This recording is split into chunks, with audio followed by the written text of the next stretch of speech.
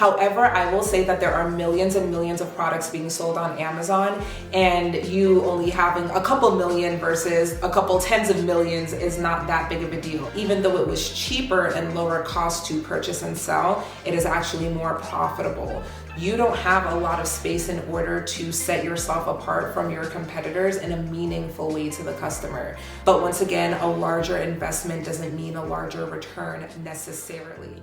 Hey guys, welcome back to my channel. In today's video, we're going to be discussing why having more money to start your Amazon business, aka having a larger budget, does not necessarily mean you are going to make more money, nor does it mean you're going to be successful. And there are many reasons why I like to take a conservative approach when starting with Amazon selling as far as your budget goes. So we're going to cover all of that in this video and how you can get started with a smaller amount of money so that you can minimize your costs, maximize your profit, and launch a profitable product on Amazon. Before we get started, go ahead and make sure you are subscribed to this channel for more Amazon and e-commerce content. Without further ado, let's get started. So when it comes to Amazon FBA, there are lots of different approaches to this business, and there are many different business models that you can utilize in order to make money selling on Amazon. The one that I do is called private label, and that's what we're going to be talking about in this video. Just be aware that there are some others like wholesale or retail arbitrage, which to me are not sustainable business models, which is why I only sell with private label. The reason that I brought that up is that because with private label, you are ordering products upfront and in a large quantity,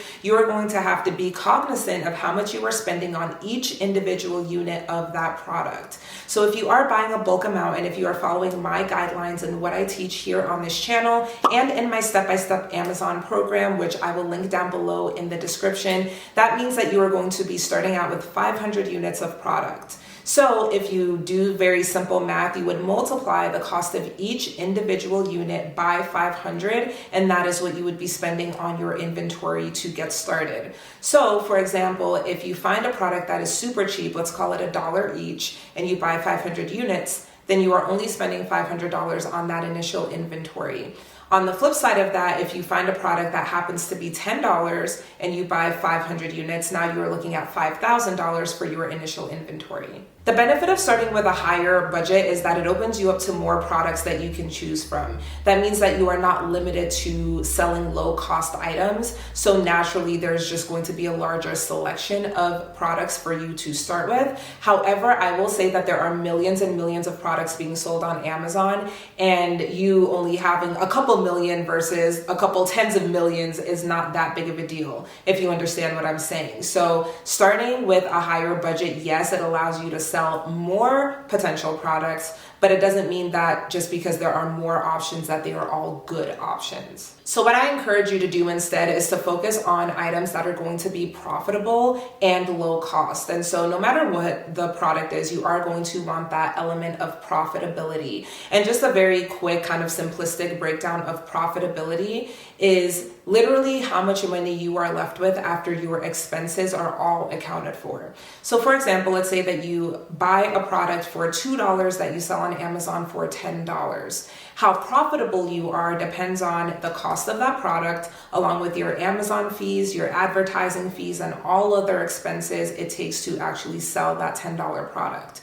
So if after all is said and done, you spent $7, that means you have $3 left over, and your profitability is 30% or $3 per unit, which is actually a very good profit margin. So with that example, we have a product that is being purchased for a very cheap amount, only $2, sold for $10, and is able to generate $3 in profit off of each one.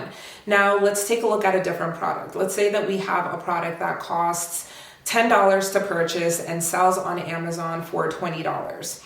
Now that product right off of the bat is going to be less profitable because it's already costing 50% just to purchase the product, and that doesn't account for any fees from Amazon. So with fees and everything else said and done, you could be looking at $8 and then only a $2 profit per unit. This is again just a random example that I'm throwing out there just to show you guys what I'm talking about. So if in this situation you are making $2 off of this product, and in the other example you are making $3, even though it was cheaper and lower cost to purchase and sell, it is actually more profitable. So that is what I mean when I say that just because you have more money to burn, more money to spend, doesn't mean that you are going to necessarily do better if you are not aware and are not keeping in mind the importance of actually having something that is profitable and something that is sustainable. And there are ways that you can make it so that your business is more profitable, such as awareness of the packaging that the product comes in. I've touched on this in a few other videos,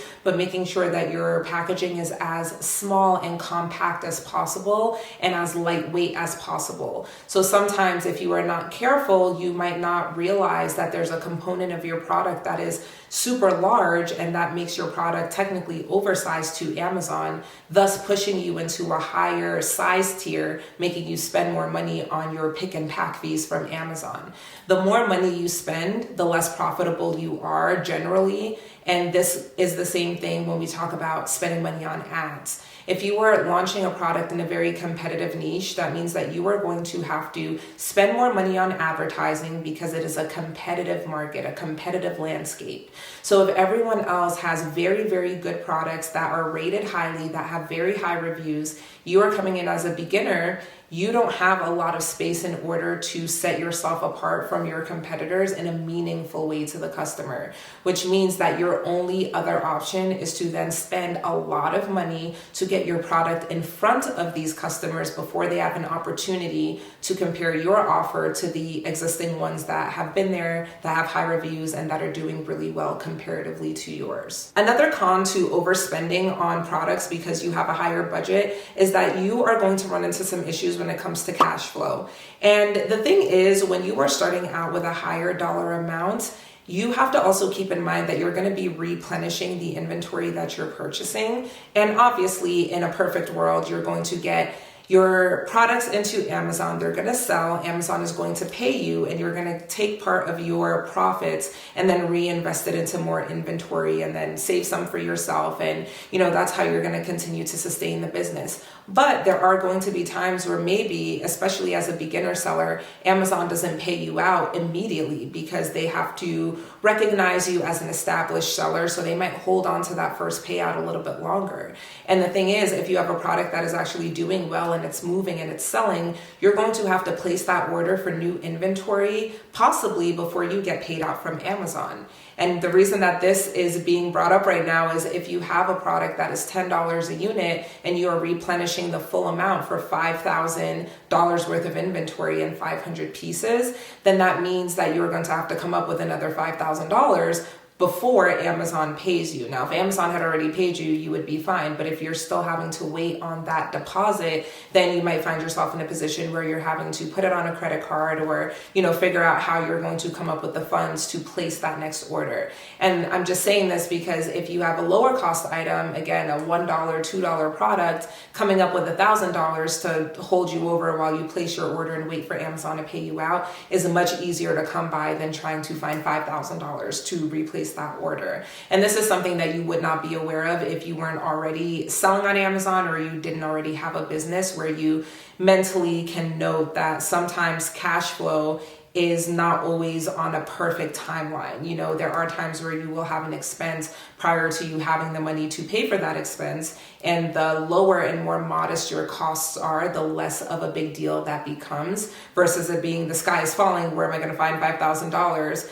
While I wait an extra week for Amazon versus just, okay, I need to come up with $500, $1,000. Okay, that is reasonable to maybe put on a credit card, or that is reasonable to maybe borrow or have an advance from your supplier and have them start making it. And, they trust you enough or you've built enough of a working relationship that they will wait and hold off on the payment. That could be something. So there are many more options and it's much more manageable as a beginner seller and a beginner entrepreneur, especially in e-commerce, when the numbers are smaller and more realistic and more manageable versus going all in, having thousands or tens of thousands of dollars worth of inventory and then having to make really intense decisions under the weight of that large dollar amount. A higher price tag, sometimes that can make people make irrational decisions or maybe not think as logically or strategically about the next move to make because they're worried that, I'm $5,000 in the hole, I'm $10,000 in the hole, what am I going to do? Versus having something that is much more conservative where, it's less of a big deal. Of course, no one wants to lose even $1. I don't know about you guys, but I don't even want to lose $1. But if I did, I'd be much more happy that I lost $1 versus $100. You know what I mean? So it's definitely something to consider and something to think about. So these are the reasons that I can think of why having more money doesn't mean having, more success with Amazon. And the last thing that I want to talk about is sometimes having a bigger budget makes you feel like you don't have to be as careful when it comes to product research. And this is a very, very easy mistake to make and a big, big no-no. You might want to believe, or maybe you're thinking in your head, okay, if I'm spending more money, I'm going to be even more careful to ensure that I am being diligent with my product research. But sometimes the opposite can happen where because you have more money to spend, you kind of have this almost like a subconscious ego where you don't think you can go wrong because you are investing so much. But once again, a larger investment doesn't mean a larger return necessarily. A larger investment could mean a larger return if you are still following all of the same steps and you are still, being careful, dotting your I's, crossing your T's when it comes to product research and making sure that it isn't too competitive and making sure that you have a strong differentiator. If you're still going to move according to those guidelines and it just happens to be more expensive, then yeah, you could definitely still have positive results and even higher numbers. I've had students in my step-by-step program who have done 30, 40, 50K in their first month, but many of them were selling, products that were more in the $5 to $7 range, not necessarily the $1 to $2 range. So, bigger numbers are exciting and it can definitely pay off to take a chance and to go all in. And that's your right as a business owner to kind of make that call and say, you know what, yes, it's a bit more pricey, but I believe in this product because the numbers all line up, the reviews are low, I can differentiate, and you have tangible reasons why you're going to invest further in that product. By all means, do what you need to do.